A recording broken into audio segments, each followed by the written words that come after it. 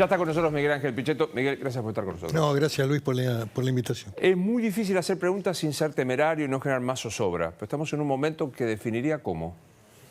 De alta volatilidad y de alta complejidad política. Las dos cosas juntas son un tema que puede devenir en una circunstancia más compleja. Las experiencias argentinas hay que analizarlas. La historia está para el aprendizaje, para analizar esas experiencias y para ver si se pueden volver a evitar los problemas. Acá parecería que no, que vamos rumbo a situaciones de mayor agravamiento. Recién escuchábamos el valor del dólar, 3.22. Sí. Esta fue la última información. Lo que indica que indudablemente los mercados no están respondiendo, no hay confianza. Cuando no hay liderazgo político, la consecuencia inmediata es la falta de confianza. Ahora, miro la experiencia argentina. Hemos tenido, no sé, al azar, a Alejandro Gómez con Frondizi y Chacho con De la Rúa, que eran vicepresidentes que hackeaban. Acá es la inversa, porque el centro de poder es la vicepresidenta. Pero con características diferentes, Claro. porque nadie discutía que el poder presidencial de Frondizi era el liderazgo. Gómez era el hombre elegido en esa coyuntura por la convención del partido. Lo mismo que en el caso de Chacho, donde indudablemente el protagonismo histórico, la trayectoria de Fernando de la Rúa indicaba claramente quién era el líder. Es cierto que la renuncia del vicepresidente impacta, debilita. Las causas de Frondizi son distintas. Claro. Era muy fuerte el poder militar. Y las causas de la crisis de la Rúa era, si la comparamos con la actual, era poco significativa. Una crisis de balanza de pagos, una crisis de carácter financiera, que provocó una salida anticipada del poder. ¿Quién gobierna hoy Argentina? Bueno, estamos en un no lugar. Digamos, podríamos ir... Bayar habla del no lugar, que son los aeropuertos, pero yo pondría al gobierno argentino en un no lugar. ¿Por qué? Porque hay una fuerte debilidad de la figura del presidente, ha sido hackeado y su palabra también se ha ido deteriorando, lamentablemente, lo digo. Y la vicepresidenta no ha asumido en plenitud decisiones de mayor, digamos, voltaje en términos de la toma del poder. Digamos, es un poder que está detrás, pero que en los hechos indudablemente complejiza mucho la toma de decisión económica. ¿Quién la puso a Batakis? Ahora nadie sabe quién la puso. Sí. En fin, la toma de decisiones en un gobierno que ya no es bifronte. Podríamos en algún momento haber hablado de ese tema, de la bifrontalidad. Siempre, desde el origen, el poder estuvo donde no estaba el presidente, siempre. Esto algunos lo descubren ahora como un hecho extraordinario, pero la realidad es que desde el mismo momento que se lo elige, se define claramente quién es la que tenía el poder en ese momento y que lo sigue ejerciendo. Y fíjate cómo se mueven los gobernadores o cómo se mueven los intendentes, incluso algunos que estaban dentro del propio espacio de poder del gobierno. Están todos dialogando con la vicepresidenta. Directamente. En el medio Grabois dice ayer, vamos a dejar la sangre en la calle. ¿Qué es, una bravuconada? Son los disparates que no hay que dejar o no hay que validar con el silencio. Acá me parece que es importante una reacción de los medios de comunicación. Algunos lo han silenciado este comentario. Hablan de los reclamos de Grabois en la calle, en el Puente Pueyrredón. Hablan del discurso, pero no hablan de este hecho gravísimo que es invocar que pueda haber sangre en la Argentina. Yo hice una reflexión respecto a este tema donde es importante que la Iglesia argentina reaccione. La Iglesia argentina frente a una definición de esta naturaleza donde se convoca la sangre, a que vamos a dejar regando las calles de sangre si es necesario. Este disparate, que bueno, en la Argentina de los disparates hay una sumatoria de disparates, pero bueno, la Iglesia tiene mucho para decir, de reflexionar. En algún momento Monseñor Ojea también salió a diferenciarse de este muchacho, y sería muy importante también una expresión de nuestro pontífice máximo, del Papa. No va a pasar, Miguel. No va a pasar, no sé. Bueno, estuvo preocupado hace poco lo definió Raúl Castro como un humanista. Sería bueno que mire que Grabois, que está en el dicasterio, que forma parte, digamos, de la estructura laica del pontificado, digamos, de vez en cuando lo convocan, no siempre, pero es un cargo que está estructurado allí en lo que es el gabinete papal. Bueno, alguna vez llamar a la unidad de los argentinos, a no alentar la sangre, la violencia. La violencia es el último límite. Ahí se agotaron las palabras, los acuerdos, las posibilidades de tratar de encontrar un camino de sentido común. Y esto es el último límite, la palabra. Cuando vos ya decís lo próximo es la violencia. La palabra en la Argentina a veces es tomada a la ligera, pero esto es muy peligroso. Muy. Esto no hay que validarlo. Agregarle, yo decía, hay un combo tremendo. La calle, la sangre, la economía, el dólar 3.22, la gente dice no tengo precio, no hago... Yo digo, ya conocemos cómo pasa esto. Sí, además uno deja de lado, digamos, el análisis crítico que tengo respecto a los movimientos sociales, cómo se financian, cuánto recibe la organización de él, eso no me interesa. Lo que sí es que cuando entran en este andarivel de alentar la violencia y que el camino es la sangre, bueno, cuidado, prendamos todas las luces en el tablero, pongamos los medios de comunicación al máximo, pongamos a los actores de la sociedad civil y también a los sectores religiosos que amparan a esta figura, que lo cuidan. En alguna época casi era el monaguillo del Papa, lo cuidaban, lo protegían. Es hora de que hablen, es hora de que hablen.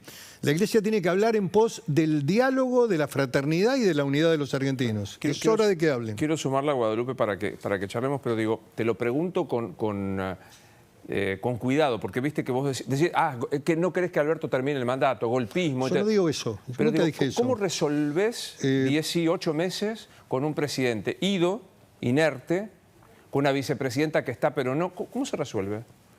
Bueno, o hay una resolución dentro del propio gobierno, que es el que debería encontrarla, fundamentalmente en el tema del liderazgo político, del gobierno, de quién tiene que conducir lo que le queda, y dar marcos de previsibilidad para que el dólar no siga subiendo hasta el infinito y se licúe el poder adquisitivo de todos los argentinos, la autodestrucción del proceso económico, o puede haber otro camino, que es indudablemente hay caminos alternativos que hemos experimentado. En su momento, Alfonsín, cuando el proceso, y estoy haciendo análisis histórico, no quiero decirte que quiero lo que expreso.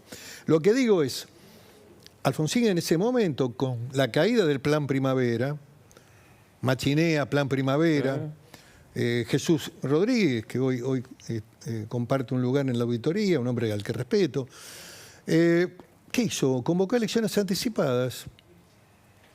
Elecciones anticipadas, en mes de marzo. Y en el mes de julio le entregó el poder a Menem 6 meses y medio antes. ¿Por qué? Porque el gobierno del doctor Alfonsín, un gobierno importante de recuperación de la democracia, un gobierno que había hecho gestos realmente muy importantes para consolidar el sistema democrático en Argentina, con riesgos incluso, porque el poder militar todavía era un poder fuerte en el marco residual de lo que estaba en la Argentina, entendía que la economía ya no le respondía y que las variables económicas hacían volar todas las...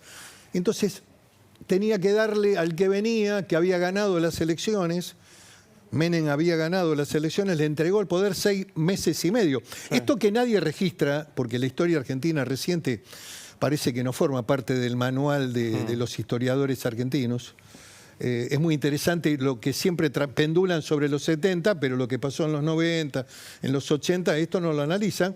Menem gobernó su primer periodo, los 6 años que le correspondían, más 6 meses y 6 meses y medio el periodo de Alfonsín. Y aparte quiero decir, no es que yo también estoy deseando, estoy describiendo. El llamado a elecciones anticipadas, la entrega anticipada del poder fue dentro del marco de la Constitución.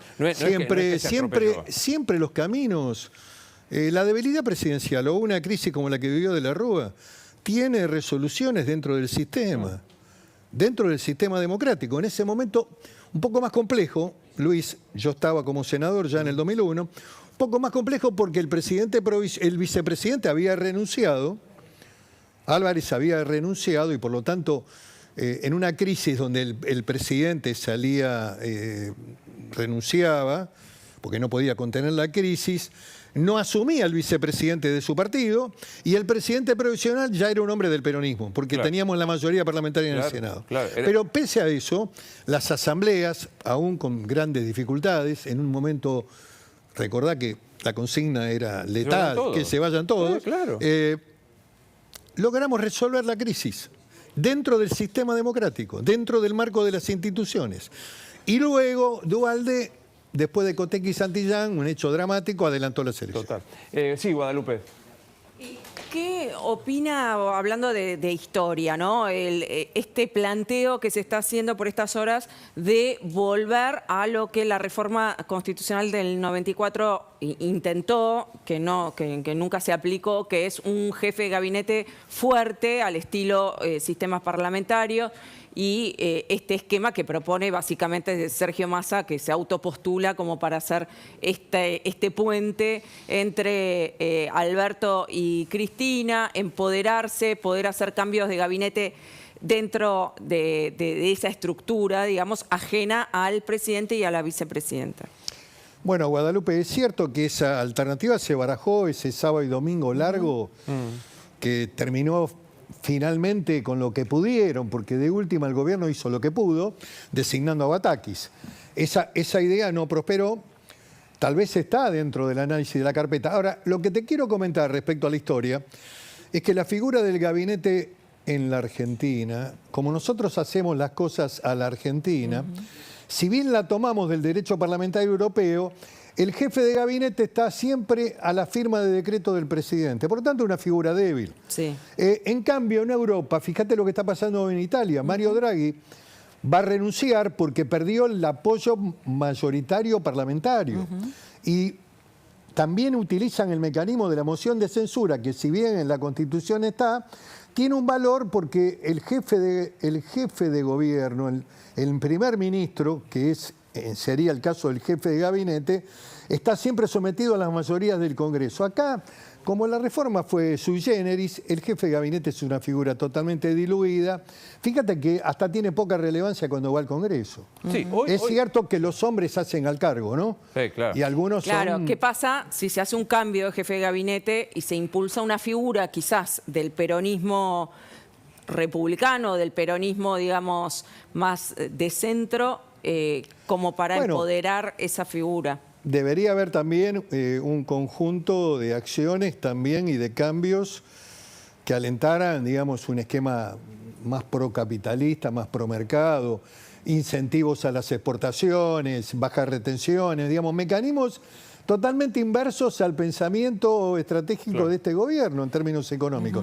No basta solamente con el cambio de nombres, tampoco tendría el poder que le da el derecho parlamentario o el poder parlamentario de Europa al primer ministro, caso Italia, caso Francia. Fíjate que en Francia, después de la elección presidencial, la izquierda hizo una gran elección, pero a Mélenchon, que era el principal candidato, no le alcanzó para ser el jefe del gobierno como primer ministro. No le alcanzó porque Macron mantuvo cierta mayoría. ¿Qué quiero decir con esto? Que las figuras de primeros ministros equivalentes a los jefes de gabinete de la Constitución argentina son totalmente distintas. No, pero hoy Mansur ha tenido un gran acierto como jefe de gabinete, que es como un despertador, empieza temprano, o sea, como gran... No, pero lo digo irónicamente, digo, el dólar 3.24 en este momento, o sea, estamos hablando de subir 2 pesos. Yo, la verdad, reivindico a los que se levantan temprano. Sí, el también, que pierde la mañana pierde el día y el que pierde la juventud pierde la vida. Son viejos dichos. Así que es mejor levantarse temprano que tarde. Totalmente de acuerdo. Después, bueno, habría que arrancar, lo importante es lo que se hace. No, pero yo digo, no quiero sembrar alarma, ni mucho, me digo, 3.24 el dólar, sigue subiendo y todo. Pero que no es una variable que pueda contener el jefe de gabinete. Pero no el jefe de gabinete, pero un gobierno. ¿Pero de qué medida puede decir hoy Batakis con la inestabilidad interna que tiene el frente? Seguramente hoy sumará más restricciones. Esta es la línea que viene manejando el gobierno. Pero que a su vez va a hacer que aumente más el dólar. Bueno, lo que pasa es que el aumento del dólar blue, que no es un mercado chiquito, como dice el gobierno, que no es significativo, como dice el gobierno, que es toda una mentira. Vos sabés que la variación del dólar tiene que ver con la góndola y con el supermercado. Inmediatamente. Digamos, hay un traslado histórico, porque esto no es nuevo en la Argentina, es histórico. Claro. Entonces, bueno, Las medidas me parece que van a ser de corte intervencionista, tal vez haya medidas para menos gasto turismo, al exterior, intervención sobre las tarjetas, qué sé yo, tratar de cuidar el Banco Central que se está despojando diariamente para mantener el precio del dólar. Ver cómo alientan a que, porque todavía no entró la soja, el 75% de la soja todavía no entró en términos de las liquidaciones.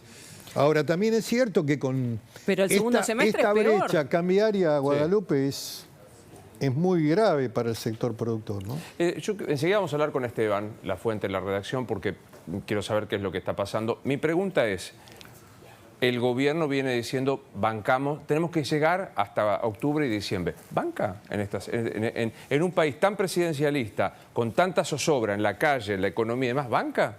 Y no lo sé, habría que, no profeso las artes de adivino. Me parece que la complejidad aumenta y al aumentar la complejidad se debilita más el poder político. Esto es inexorable y bueno, vamos a ver. Ahora parecería que hay un intento de convocatoria al diálogo. ¿Hay que ir?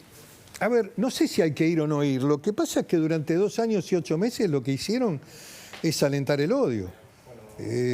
Digamos, y el odio hacia las anteriores gobernantes, hacia el expresidente, figuras como la del canciller o figuras como en su momento el jefe de gabinete, se daban el lujo de hablar en el plano internacional muy mal del expresidente, cosas que no se hace ni siquiera en un país africano, digamos, claro, del África subsahariana, los expresidentes hablan mal del anterior. Cuando lo hacen en Estados Unidos, los americanos se quedan con la boca abierta porque dicen, estos tipos tienen un bajo nivel cultural, no se habla mal del expresidente. Las cuestiones de la interna del país, los problemas políticos no se llevan al plano externo. No se habla mal de... Digo, que la intención... Bueno, en un momento de crisis debería haber algún camino. Ahora, es difícil porque no han abonado ningún diálogo, nunca lo hicieron. ¿Pondrían condiciones ustedes como para un posible...? No, yo no puedo hablar, yo puedo hablar por mí. Presido un partido que está reconocido a nivel electoral, que es Encuentro Republicano Federal, puedo hablar por mí dentro de la coalición y estamos dirimiendo las cuestiones en el debate de la coalición Juntos por el Cambio, así que no te podría adelantar, Guadalupe, y además habría que ver el nivel de la convocatoria, la seriedad de la misma, cuáles son los temas. A ver, hoy habló Kicillof, dijo, bueno, la situación está grave, habría que hablar con la... Sí, bueno, y él fue uno de los más activos en condenar, atacar y cuestionar permanentemente a los opositores. Pero en esa misma convocatoria de Kicillof, dice hay que llamar a los opositores, a pesar de las desgracias que nos trajeron. Bueno, pero es que si vos no construís... El diálogo es una construcción en donde las palabras tienen un valor. Sí, claro. Es cierto que en la Argentina la palabra no vale nada, en el plano internacional la palabra vale mucho, por eso a veces las contradicciones del presidente en el plano exterior se pagan con pérdida de credibilidad. Pero vos tenés que abonar un camino con cierto sentido de acercamiento y la principal responsabilidad en este plano está en el gobierno. Déjame preguntarte desde el lado de la oposición, para ir cerrando. ¿Alcanza con que digan nosotros damos el diálogo en el Congreso, nosotros queremos saber qué? ¿Alcanza o hay que...? Es un lugar que indudablemente allí la oposición está representada con mucha legitimidad, producto incluso del último resultado electoral. Sería un lugar válido de... Puede haber diálogos institucionales, puede haberlo, pero no creo que haya clima en este momento para hacerlo, pero para no llevarlo adelante. Anticipar la situación la oposición tiene el deber de presentarse como un instrumento político dando certidumbre, abonando ideas capitalistas, una visión de que no hay que seguir metiendo impuestos, locuras, disparates, moratorias, previsionales, la plata alegre que se regala, planes sociales, organizaciones sociales, los gerentes que administran la guita. Basta todo eso. Digamos, tenemos que tener una posición clara, menos buenismo, más precisión, más definición de los temas, estudiar los temas. ¿Estás hablando de Larreta? No, estoy hablando en general. No estoy hablando de Larreta. Larreta tiene un lugar importante. ¿Pero es buenista? El buenismo es una categoría que es la contracara del populismo. Es una moneda de dos caras. El populismo es una de ellas, el buenismo es la otra, que es la parte estúpida de la política. Cuando vos gobernás, haces política social con tus enemigos y le das la plata a los enemigos, que fue lo que hizo en su momento la gestión anterior. Pero digo, ¿es buenista Larreta? No, él tiene una visión de un centro moderado, en donde entiende que para superar los problemas hay que... Es una posición. ¿Hay un líder natural de la oposición? No, si lo hubiera tendríamos resuelto el problema. Larreta es un aspirante importante, Macri todavía está vigente, si no, no se explicarían algunos hechos recientes. Sí, claro. ¿Patricia? Patricia también lo es, tiene una visión muy clara, fundamentalmente en la temática de la seguridad, de la orientación ideológica. El radicalismo tiene algunas figuras como Manes. También yo estoy trabajando para aumentar el caudal si hubiera primarias. Ahora, me parece que nosotros tenemos que estar preparados para eventos que pueden no ser los del calendario electoral. Bien, la última. Te llama Alberto, salís de acá y te llama Alberto. Te vuelvo a repetir, no es una decisión de carácter individual. No, pero yo estoy en una estructura colectiva que es Juntos por el Cambio. Hace poquito que estás en la política, hace... No, toda mi vida. ¿50? Sí, un poco menos, pero bueno. Menos que el matrimonio, que tenés 47 años de casado. Voy a traer una charla que tuvimos fuera de cámara. Te digo, más que de casado tenés. Pero digo, te llama Alberto, te decís, che, ¿por dónde arranco? Casi personal. ¿Qué le decís? ¿Qué le digo? ¿Qué le diría? En primer lugar, me parece que hay que cambiar el mensaje, tiene que tener una visión del capitalismo, del crecimiento, hay que modelar un nuevo sistema impositivo, hay que sentarse con los sindicatos para modelar un esquema del mundo del trabajo diferente, en fin, hay que hacer cosas en Argentina, no es solamente una. ¿Qué es lo que vengo diciendo públicamente? Además, no me contradigo en este sentido, lo hablo en los medios y lo pienso y lo digo. La Argentina necesita actos y acciones totalmente distintas a las que se están realizando en este gobierno. Gracias como siempre por venir. No, Luisito, un abrazo. Un placer, Gracias por la invitación y a todo tu equipo. Por favor.